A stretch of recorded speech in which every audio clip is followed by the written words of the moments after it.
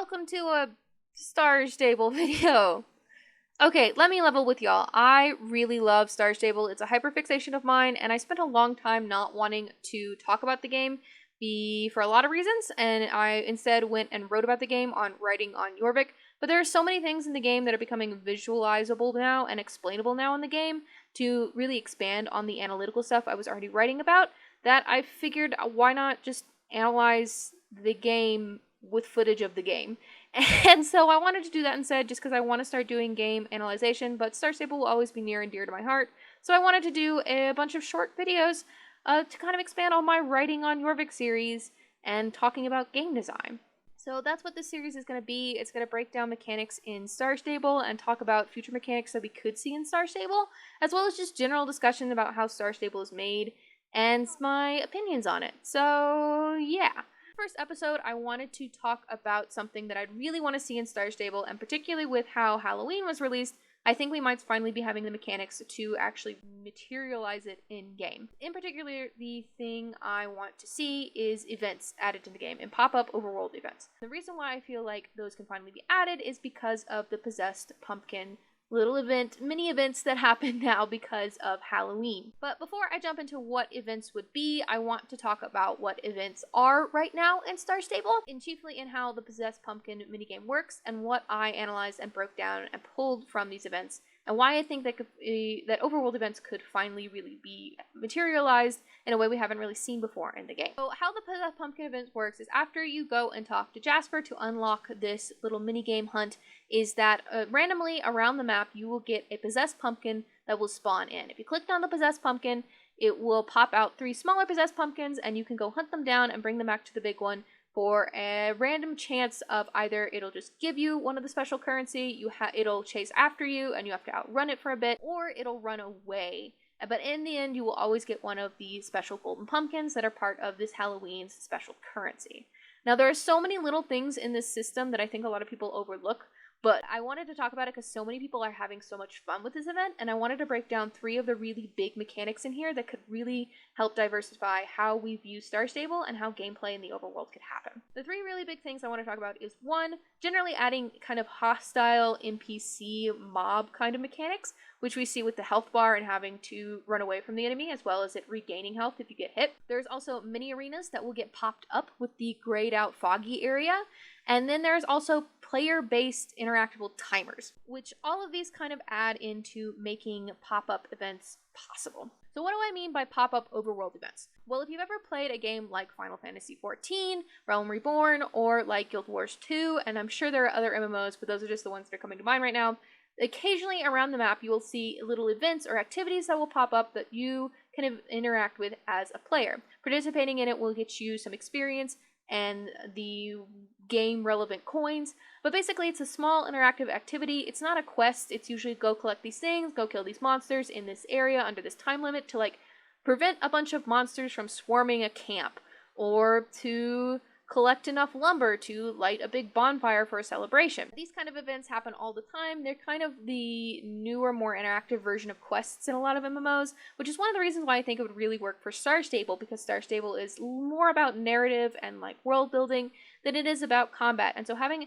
core gameplay loops like events could be a really fun way to shake up how dailies work, to shake up interacting with the world, and just making the game feel a little bit more alive. So one, I wanted to talk a little bit about events, but I also wanted to talk about like a really grand scale event. So I want to talk about a meta event, which is basically an event that happens in a portion of the map that is influenced by a number of other events happening in the area.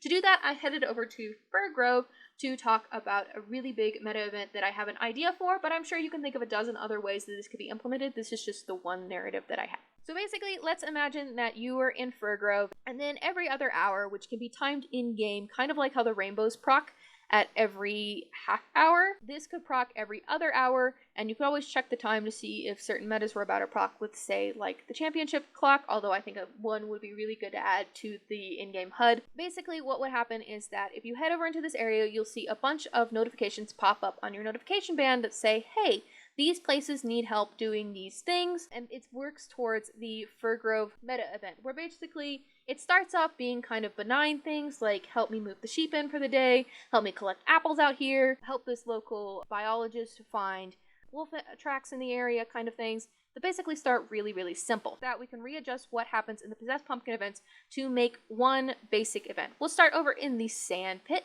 with Andy. I'll have a quest where he'll ask you, hey, I need to move my sheep in for the day. I think the wolves are coming in for the night. Will you help me? When you talk to him, you'll get this proc on the information that what you need to do, and you'll be added into the event. Same way you would add it into an event for, say, a championship. When you're hanging out and you're in the event, you'll have that foggy ring around the area, the same way you do for the Possessed Pumpkins, and while you're in there, you are participating in the event, as well as anyone else, and that's going to be a really big mechanical thing that needs to change. Basically, how this event works is that everyone is in the circle is participating with the event. They can totally be soloable. Like if you on your own bring in 10 sheep, you complete the event. But it'll go faster if more people are obviously working together to bring in those 10 sheep. So after you have guided in your 10 sheep, based on how many sheep you brought in and as part of your group, you'll get rewarded different amounts of shillings and experience dependent on your experience. Based on Star Stable, I would say the experience right now should be horse XP, but we can talk about changing how XP happens in Star Stable later. But for now, it'll be horse XP and shillings, basically just to give an incentive for doing it. While this event is going on in other places of the map, say over in the Apple Grove and over by the abandoned Silvergrade Mine, you can go and participate in other events, the ones where I said collecting apples or helping a biologist track down local wolves to see if they are becoming dangerous in the area, which, as we'll find out from that event if you do it, they are. Each time one of these events are added, it clicks another timer. So it's a timer like based on how the players engage with the content, in the same way that how players engage with the content is based on with the Possessed Pumpkins, just on a larger scale and with more people involved. So kind of like if you ran a championship and upon beating the championship, it set off a timer for the next championship to happen instead of it happening on the hour. Each time one of these events are happening, it triggers an event on the next scale of the big meta until through the 2 hours you go through a number of stages of events that will end up happening at one big meta event at the end of the map. This meta event would be in Firgrove Village based on how I envisioned it, where basically you would get to the end and you have the wolves are now going to be attacking the town.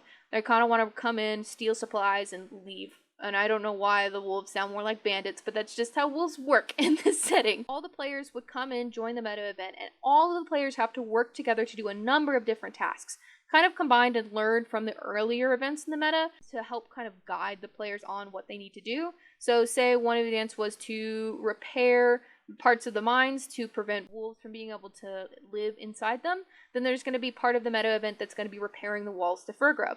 If there is a meta event about guiding sheep into the pen, then when wolves break into Firgrove, then you're going to be able to click on it and guide them out. You just need to outrun them with that same health bar function with the Possessed Pumpkins to lead them out and get them out of Firgrove safely. And then when everyone finishes the big meta event, there's a big shilling reward as well as a bunch of horse XP in order to encourage completing the game. This actually might be a really good incentive to add like really small star coin rewards, like maybe 5 star coins per, to really encourage players playing the meta event.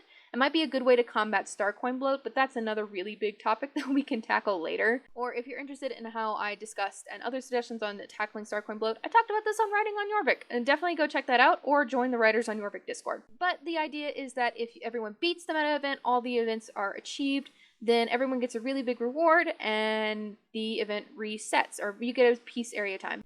Meanwhile, if the event is failed, and people do not complete in succeeding in getting all of the wolves out and defending the town for the period of time, then the wolves take over the town, and the wolves kind of just participate and live in Firgrove until the event is reset at that next 2 hour mark. How this would be is it doesn't necessarily have to be that you can't go into Firgrove because it's taken over, just that there are some wolves running around that will like loiter outside of shops, which means you can't shop at them until the 2 hour reset.